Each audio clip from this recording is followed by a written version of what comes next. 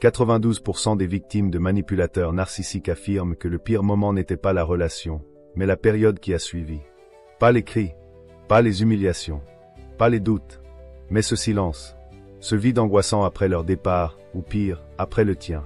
Tu crois t'en être sorti, tu crois avoir tourné la page. Et puis, sans prévenir, il revient. Mais pas pour s'excuser, pas pour réparer. Il revient pour te réabsorber. Et ce que tu ressens à cet instant, cette confusion, cette colère rentrée, cette peur que tout recommence, tu n'es pas seul. Une étude de l'Université de Californie a révélé que 6 victimes sur 10 replongent au moins une fois dans une relation toxique, simplement parce qu'elles n'ont pas su reconnaître les pièges du retour. Mais cette fois, tu vas les voir. Tu vas tout comprendre. Parce que dans cette vidéo, on ne va pas juste parler de lui. On va parler de toi, de ton pouvoir, de ta renaissance, de ce qu'il ne supporte pas, que tu aies survécu et grandi. Si tu es ou as été dans cette situation, laisse un like maintenant et abonne-toi. Tu peux aussi partager ton histoire en commentaire, ou simplement écrire « Merci ». Tu n'as pas idée à quel point ça peut aider quelqu'un d'autre à s'en sortir. Carl Jung disait « Tout ce qui nous irrite chez les autres peut nous conduire à une meilleure compréhension de nous-mêmes ». Pourtant, lorsqu'il s'agit d'un pervers narcissique, cette compréhension devient une arme à double tranchant. Tu as probablement cru que c'était fini, que l'histoire était close. Mais c'est souvent après la rupture que le plus sombre commence. Et tu ne l'as pas rêvé, c'est justement quand tu as pris tes distances qu'il est devenu jaloux. Pas amoureux, jaloux. Il te surveille, te critique, te dénigre peut-être, mais toujours dans ton ombre. Pourquoi? D'abord, comprenons ce que dit la science.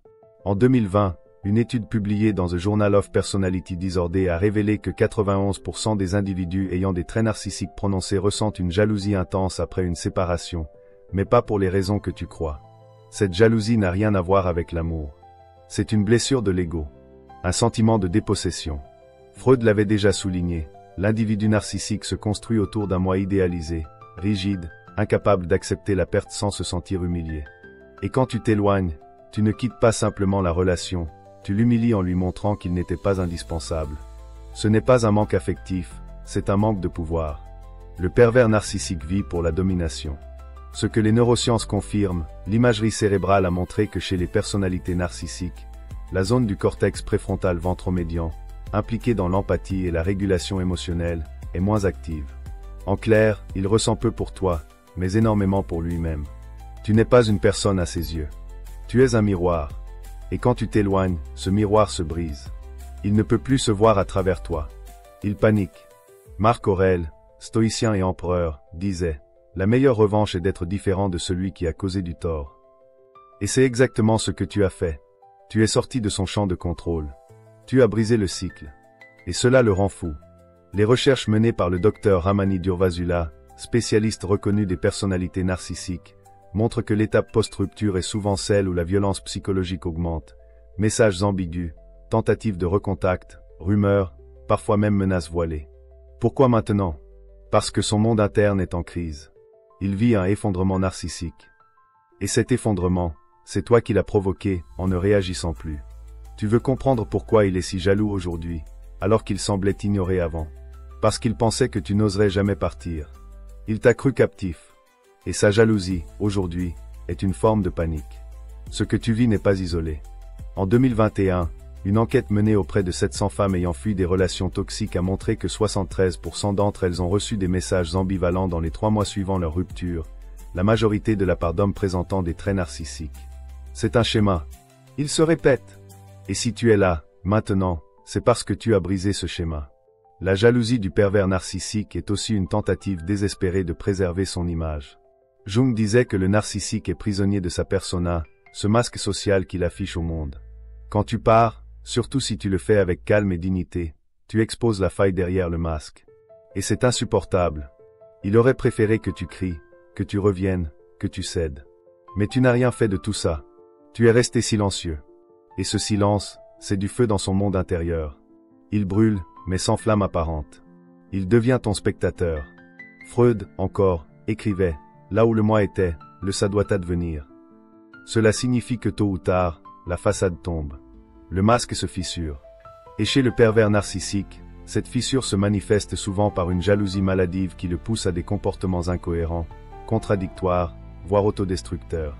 Il peut te surveiller sur les réseaux, espionner tes fréquentations, lancer des insinuations absurdes. Tu crois que c'est un reste d'amour? Non. C'est un reste de contrôle. C'est ici qu'intervient le stoïcisme. Sénèque disait que l'âme se grandit lorsqu'elle résiste aux passions. Et cette situation, aussi douloureuse soit-elle, est une occasion unique de croissance. Car tu es en train de voir, en direct, l'écroulement d'un système de manipulation. Tu vois ce que tu n'aurais jamais vu si tu étais resté dedans. Tu vois la vérité, il n'a jamais voulu ton bonheur. Il voulait ton énergie, ton attention, ta présence. Et maintenant que tu n'es plus là, il réalise qu'il n'était rien sans ça. Et là, une autre vérité commence à émerger. Ce n'est pas toi qui étais faible. C'est lui qui était dépendant. Ce n'est pas toi qui manquais de valeur. C'est lui qui avait besoin de ta lumière pour exister. Et sa jalousie n'est rien d'autre que la preuve criante qu'en partant, tu as repris quelque chose qu'il croyait lui appartenir, ton pouvoir. Avant de continuer, prends un instant pour laisser un like et t'abonner. On continue. Sénèque écrivait, « Le silence est parfois une réponse plus puissante que n'importe quel mot. » Et pourtant, tu n'imaginais pas à quel point ton silence pouvait devenir une véritable torture pour lui. Tu pensais peut-être que disparaître calmement allait apaiser les choses, mettre un terme aux tensions, clore un chapitre douloureux. Mais ce que tu es en train de vivre, ou ce que tu as vécu, te prouve le contraire. Depuis que tu ne réponds plus, que tu ne réagis plus, c'est comme si tu avais déclenché une tempête. Et tu te demandes pourquoi. Pourquoi cette rage froide, ces attaques sournoises, ce mépris nouveau alors que tu ne fais rien? C'est justement parce que tu ne fais rien qu'il te déteste. Parce que le silence, pour un pervers narcissique, n'est pas neutre. Il est une punition, une humiliation, un abandon. Carl Jung l'expliquait ainsi. Ce que vous ne rendez pas conscient vous revient sous forme de destin. Et ce silence, que tu vis comme une étape de paix, il le vit comme une gifle infligée à son ego. Ton absence l'oblige à regarder quelque chose qu'il fuit depuis toujours, le vide en lui. Une étude menée en 2018 par l'Université de Columbia a montré que les personnes présentant des traits narcissiques élevés interprètent l'ignorance ou le silence comme une menace directe à leur identité. Le cerveau réagit alors en activant les circuits du stress, de l'agression et de la paranoïa. Concrètement, ils se sentent attaqués. Même si tu es resté calme, même si tu n'as pas prononcé un seul mot, ton absence devient une guerre invisible. Et dans cette guerre, tu es celui qui a l'avantage précisément parce que tu ne joues plus. Marc Aurèle, stoïcien emblématique, l'avait bien compris. Celui qui t'irrite te domine. Et tu as arrêté de te laisser dominer. Tu n'as plus offert tes justifications. Tu n'as plus nourri la scène. Ce que tu as retiré, ce n'est pas seulement ta voix. Tu as retiré l'audience. Et le pervers narcissique, sans public, ne peut plus exister. C'est ce que confirme le psychologue Stephen Johnson, expert des personnalités narcissiques, lorsqu'il affirme que le narcissique se nourrit de l'énergie que les autres lui renvoient. Sans cela, il s'effondre intérieurement. Et si tu te sens coupable de ce silence, sache que ce sentiment vient souvent d'une manipulation passée. Tu as été conditionné à croire que tu devais expliquer, justifier, rassurer. Mais le stoïcisme te rappelle que tu ne dois rien à celui qui a abusé de ton écoute. Épictète disait, « Ce qui trouble les hommes, ce ne sont pas les choses, mais les jugements qu'ils portent sur elles. » Ton silence n'est pas une attaque. Il est une reconstruction. Une frontière saine. Ce qui dérange le plus le pervers narcissique, ce n'est pas de t'avoir perdu. C'est de ne plus pouvoir te contrôler. Ton silence est une zone blanche qu'il ne peut pas pénétrer. Et ça le rend fou. Tu étais prévisible, il pouvait te faire réagir, te culpabiliser, te manipuler à travers un simple mot, un soupir, un regard. Mais aujourd'hui, tu es une énigme. Tu ne réagis plus. Tu n'existes plus dans sa réalité contrôlée. Et pour lui, c'est un effondrement symbolique. Les neurosciences nous apprennent que le cerveau d'un narcissique fonctionne sur la validation externe. Il a besoin de signaux permanents pour maintenir l'image de toute puissance qu'il projette. Ce n'est pas un caprice. C'est une addiction. Une imagerie IRM conduite par le Dr Jean Dessetti, spécialiste en neuropsychologie sociale, a mis en évidence que l'activité dans le noyau accumbens au centre du plaisir lié à la reconnaissance sociale est suractivée chez ces profils. Sans réaction de ta part, ce circuit s'éteint. Et ce silence agit littéralement comme un sevrage brutal. Il est donc logique qu'il te haïsse de ne plus exister pour lui. Parce que tu es en train de lui montrer que son emprise n'était qu'une illusion. Et cela, aucun narcissique ne peut le tolérer. Il préférerait que tu cries, que tu hurles, que tu t'expliques, que tu te défendes. Car cela voudrait dire que tu l'écoutes encore. Que tu es toujours son pion. Mais ton silence, c'est l'échec de son système. C'est la preuve qu'il n'est plus ton centre. Et pour un narcissique, ne plus être le centre, c'est mourir symboliquement. Il n'a pas besoin d'une vengeance violente pour sentir que tu as gagné. Le silence est ton arme. Et elle est plus puissante que n'importe quelle réponse. Car ce qu'il voulait, ce n'était pas seulement ton attention, c'était ton énergie. Ton feu intérieur. Et tu l'as repris. Tu t'es réapproprié ton espace. Ton esprit. Ta paix. Alors si tu doutes encore, si tu te demandes si tu as bien fait de ne plus répondre, rappelle-toi ceci. Tu n'as pas disparu. Tu es juste sorti de son théâtre. Et dans ce théâtre, il n'y a plus que lui, face à lui-même. Carl Jung disait que l'on devient lumineux non pas en imaginant des figures de lumière, mais en rendant l'obscurité consciente. Et ce que tu représentes maintenant, dans son regard, n'est plus une figure de lumière à posséder, mais une obscurité qu'il ne peut plus contrôler. Et cela le détruit. Il te regarde aujourd'hui comme on regarde une œuvre qu'on ne peut plus toucher, une forteresse inaccessible. Tu es sorti du rôle. Tu n'es plus son reflet, tu es devenu un rappel. Un miroir retourné. Et ce miroir, désormais, ne lui renvoie que sa propre vacuité. Tu veux comprendre ce qu'il voit exactement. Il voit la personne qu'il a sous-estimée, méprisée, détruite à petit feu, et qui ne s'est pas effondrée. Il voit la cible qui a disparu sans bruit, mais qui brille plus fort hors de son champ. Il voit, surtout, tout ce qu'il ne sera jamais. Parce qu'il croyait t'avoir cassé. Il était convaincu que tu ne saurais pas vivre sans lui. Et maintenant, tu respires sans sa présence. Tu existes en dehors de son contrôle. Tu ne rentres plus dans ses cases. Et cela ébranle tout son système interne. Selon une étude menée par le National Institute of Mental Health, les personnalités narcissiques interprètent le changement d'attitude de leurs anciennes victimes comme une insulte narcissique, une remise en cause directe de leur suprématie. Le docteur Caril McBride, spécialiste international des survivants du narcissisme, parle d'un choc existentiel lorsque l'autre s'élève sans eux. Parce que ce qu'il voit en toi désormais, c'est une contradiction vivante de son récit. Tu étais censé être dépendant. Or tu es libre. Il n'a jamais voulu que tu ailles mal. Il a voulu que tu restes à portée. Et dans son regard, tu es aujourd'hui un mystère insoluble. Tu n'expliques plus. Tu ne cherches plus à prouver. Tu vis. Et chaque pas que tu fais sans lui est une gifle silencieuse. Il observe. Il rumine. Il réinvente des scénarios. Car la réalité lui est insupportable. Jung parlait de l'ombre, cette part de nous qu'on refuse de voir, qu'on projette sur les autres. Et tu es devenu son ombre. Il projette sur toi tout ce qu'il refoule, son sentiment d'infériorité, sa peur du rejet, son manque d'identité réelle. Tu es devenu la preuve vivante de sa propre incapacité à aimer. Et ça, c'est un poison lent pour son système narcissique. Une étude publiée en 2022 dans Frontiers in Psychology démontre que les narcissiques souffrent d'un biais de perception. Ils surestiment leur pouvoir d'attraction et sous-estiment l'impact émotionnel de leur comportement sur les autres. Alors quand tu guéris, quand tu passes à autre chose, quand tu rayonnes, c'est une anomalie dans leur monde. C'est incompréhensible, inacceptable et profondément menaçant. Ils voient aussi quelque chose de plus subtil, ton détachement. Pas la haine, pas la revanche. Juste ce détachement stoïcien, impassible, presque doux. Et ça l'obsède. Parce que tu ne joues plus. Tu ne combats plus. Tu ne fuis même plus. Tu es. Et rien n'est plus insupportable pour un manipulateur qu'une personne qu'il ne peut plus activer. Épictète disait, personne ne peut te nuire sans ton consentement. Et tu as retiré ce consentement. Tu n'as plus besoin de gagner. Parce que tu n'as plus besoin de prouver. Ce que tu représentes maintenant pour lui, c'est une énigme sans solution. Une pièce qu'il ne peut plus déplacer sur l'échiquier. Et cette immobilité, cette absence d'emprise, le plonge dans une spirale d'autodestruction. Car toute son identité s'est bâtie sur la domination. Si tu ne réagis plus, s'il ne peut plus prédire tes réponses, alors il n'est plus personne. Freud affirmait que le moi narcissique ne peut survivre sans validation externe. Et aujourd'hui, tu es devenu l'incarnation de cette validation qui lui échappe. Il ne t'aime pas. Il te convoite. Il ne te regrette pas. Il veut te récupérer pour effacer l'humiliation que tu représentes. Tu es son échec. Et son obsession. La neuroscience va encore plus loin. Selon une étude du Department of Psychological and Brain Science de l'Université d'Indiana, les images mentales les plus intrusives chez les narcissiques sont celles liées à la perte de statut ou de contrôle. Tu es cette image-là. Tu es l'élément déclencheur d'une blessure d'ego qui ne guérit pas, car elle n'est pas rationnelle. Elle est identitaire.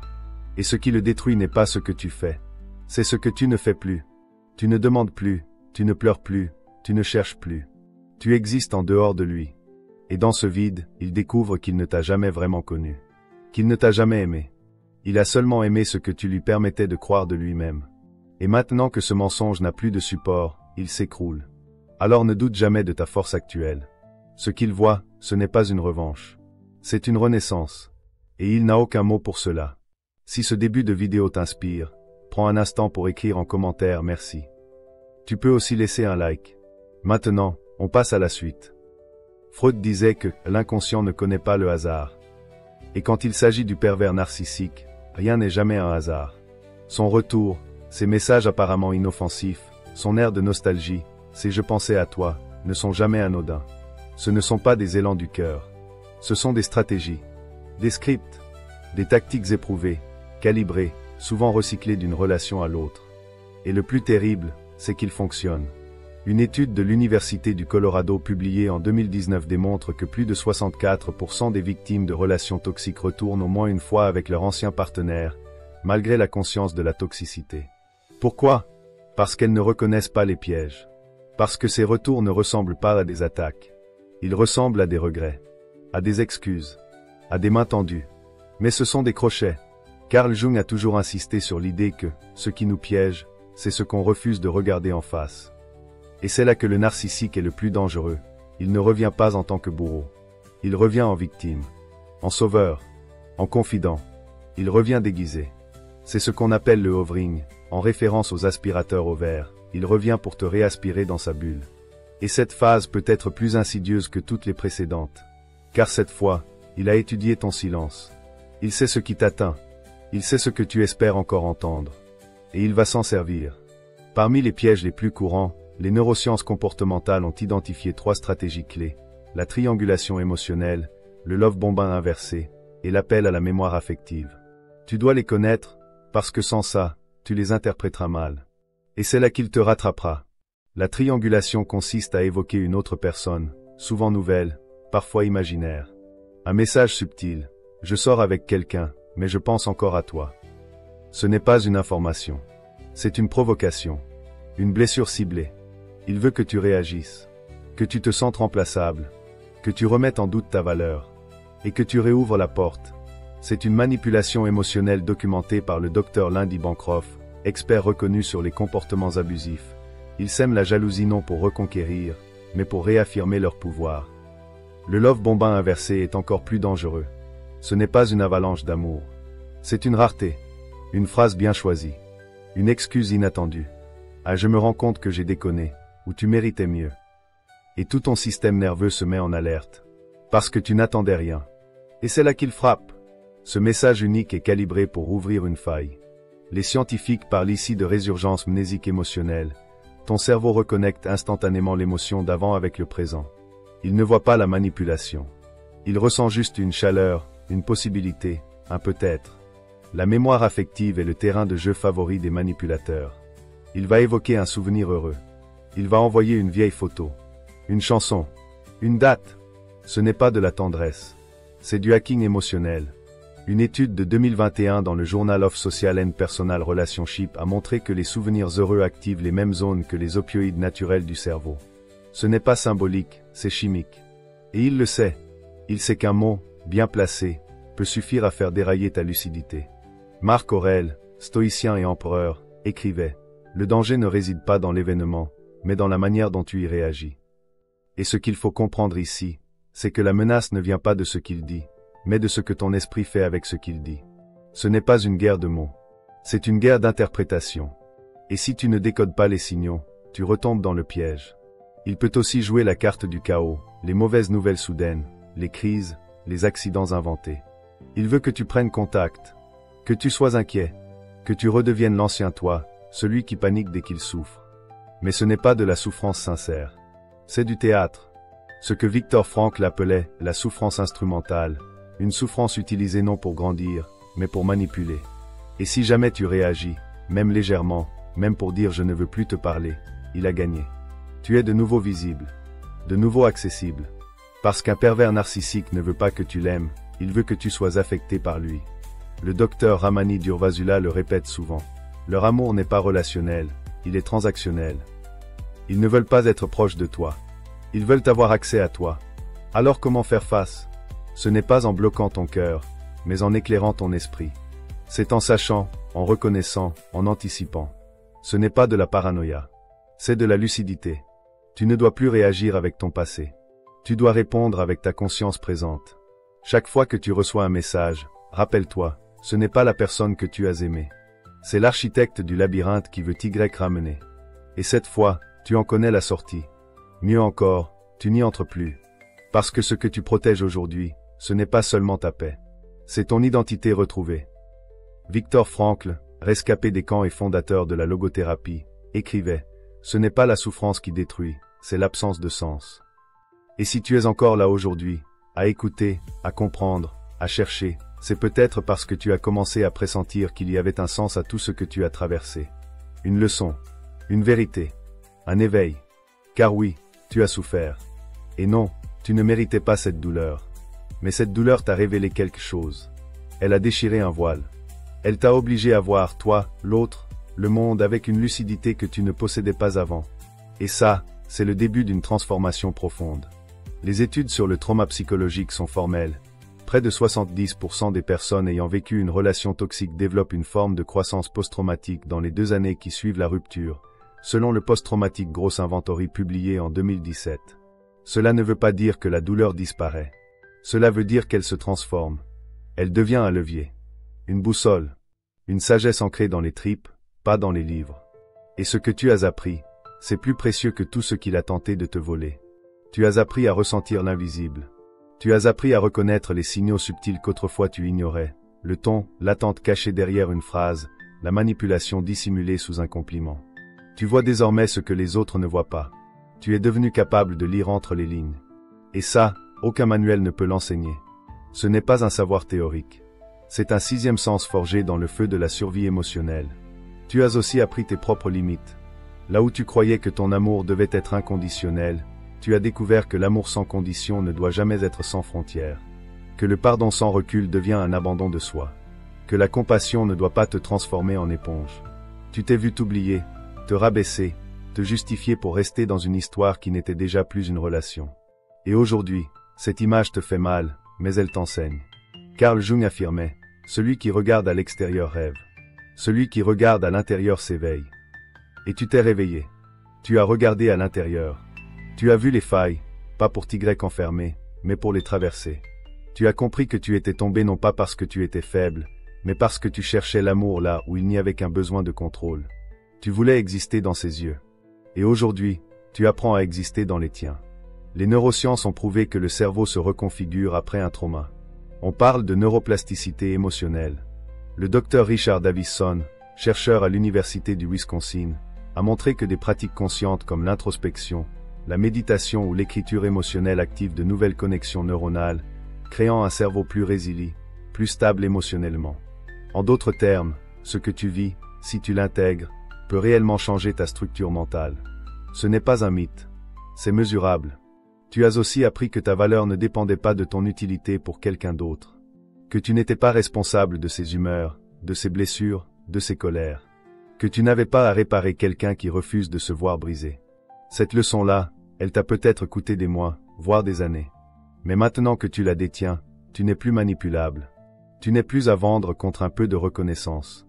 Et si tu ressens encore de la douleur, ce n'est pas un échec. C'est le souvenir d'un ancien toi en train de s'éteindre. C'est le deuil d'une version de toi qui croyait devoir se plier pour être aimé. Épictète disait, « Ce n'est pas l'événement en lui-même qui nous blesse, mais l'opinion que nous en avons. » Et maintenant, ton opinion change. Tu n'es plus la victime de cette histoire. Tu es son survivant. Et au fond, tu es aussi devenu son témoin. Le témoin vivant de ses échecs, de ses failles, de son incapacité à briser ce que tu es en train de reconstruire. Ce que tu as appris de lui, malgré la douleur, c'est ce que personne ne pourra plus jamais t'enlever. L'intuition, la solidité intérieure, la clarté. Tu sais désormais ce qu'est une relation toxique. Tu sais ce qu'est l'abus masqué. Tu sais ce qu'est le vrai silence, pas celui qui détruit, mais celui qui protège. Et tu sais que ta reconstruction ne dépend plus de lui. Elle t'appartient. Alors garde tout ce que tu as appris. N'en rejette rien. Même pas la chute. Même pas l'humiliation. Parce que tout cela t'a donné une boussole que la plupart des gens cherchent toute une vie. Tu ne marches plus à l'aveugle. Tu marches en conscience. Et chaque pas que tu fais désormais est une victoire intime, un refus de replonger, une preuve que tu as traversé l'enfer, et que tu n'y vis plus. Marc Aurèle disait, « Celui qui fait le mal se nuit davantage à lui-même qu'à celui qui le subit. » Et c'est exactement ce qui se passe aujourd'hui. Tu ne le vois peut-être pas, mais en ce moment même, alors que tu te relèves, que tu reprends ta place dans ta vie, qu'il n'a plus accès à ton énergie, il t'envie. Plus qu'il ne t'a jamais aimé. Parce que l'amour qu'il prétendait t'offrir n'a jamais été un don. C'était un troc, une conquête, un contrôle.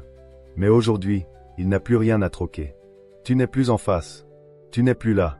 Et c'est cette absence, cette lumière que tu n'as pas éteinte, qui devient sa véritable obsession. Les études en psychologie sociale le montrent clairement. Les individus à tendance narcissique, lorsqu'ils perdent le contrôle sur une cible qui leur résistait, développent un ressentiment profond, mêlé d'envie et d'obsession intrusive. C'est le paradoxe narcissique, ils dévalorisent ce qu'ils convoitent, et lorsqu'ils le perdent, ils le glorifient, non pas dans la gratitude, mais dans la rancéure. Une étude de 2020 publiée dans Personality and Individual Difference démontre que la jalousie et l'envie sont les deux émotions les plus activées chez les narcissiques après une rupture qu'ils n'ont pas eux-mêmes initiée. Cela veut dire une chose essentielle, ce n'est pas ton absence qui le détruit. C'est ton autonomie. Parce que tu as échappé à ce qu'il croyait irréversible. Tu étais, dans sa tête, une extension. Un satellite gravitant autour de son soleil. Mais tu t'es arraché à l'orbite. Tu as retrouvé ton axe. Et depuis, il ne comprend plus. Il t'observe. Il imagine. Il devine. Il reconstruit des scénarios. Il réécrit l'histoire pour tenter de te diminuer. Mais au fond de lui, il sait. Il sait qu'il ne pourra plus jamais avoir ce qu'il avait. Parce que ce qu'il avait, ce n'était pas toi, c'était ton insécurité. Ton besoin d'être validé. Ton besoin de réparer. Et tout cela, tu l'as désinstallé. Carl Jung écrivait que « ce que vous possédez vous possède ». Et il t'a possédé, à sa manière, aussi longtemps que tu pensais que tu devais mériter l'amour.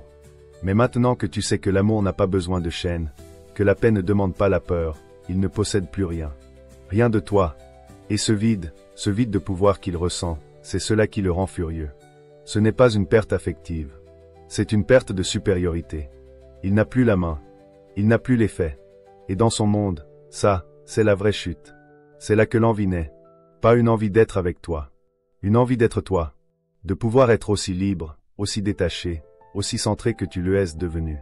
De ne pas avoir besoin de manipuler pour exister. De ne pas devoir détruire pour briller. Mais il n'en est pas capable. Parce que ce que tu possèdes aujourd'hui, il ne l'a jamais construit. Il ne l'a jamais cherché.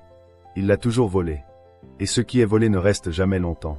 Ce que tu as aujourd'hui, cette paix, cette clarté, cette hauteur, il ne peut ni la comprendre, ni la copier. Les neurosciences affectives nous disent qu'un cerveau en paix, ayant traversé un trauma avec conscience, développe une résilience émotionnelle qui rend le système nerveux plus stable, plus apaisé. Ton regard change. Ta voix change. Ton absence d'attente devient ta force. Et c'est cela qu'il envie. Cette énergie nouvelle. Ce calme. Cette lumière non négociable.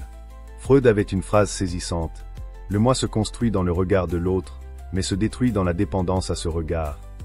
Tu t'es détaché de ce regard. Tu t'es libéré de son jugement. Et désormais, il sent que plus rien ne peut t'atteindre comme avant.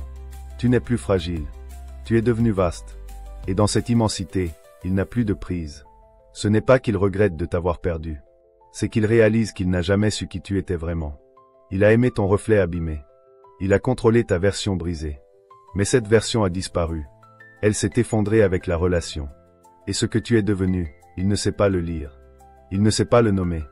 Il ne peut que l'envier, en silence. C'est pour cela qu'il rôde encore. Qu'il laisse des traces, qu'il lance des regards, qu'il glisse des allusions. Il ne reviendra peut-être jamais vraiment. Mais il te tournera autour. Comme un fantôme autour d'une maison qu'il n'habite plus. Et c'est là que tu dois rester ferme. Ce n'est pas à toi de l'éclairer. Ce n'est pas à toi de le guérir. Ce n'est pas ton rôle d'expliquer ta lumière à quelqu'un qui vit dans l'ombre par choix. Marc Aurèle l'écrivait. La meilleure vengeance est de ne pas lui ressembler. Et c'est exactement ce que tu fais. Sans haine. Sans colère. Simplement en avançant. Et chaque pas que tu fais sans lui, chaque silence que tu gardes, chaque respiration libre est une victoire. Parce que maintenant, il t'envie plus qu'il ne t'a jamais aimé. Et toi, tu ne dépends plus ni de son amour, ni de son regard. Tu es libre. Définitivement. Sur la chaîne, il y a bien d'autres vidéos, toutes aussi utiles que celle-ci. N'hésite pas à t'abonner et regarder. Merci.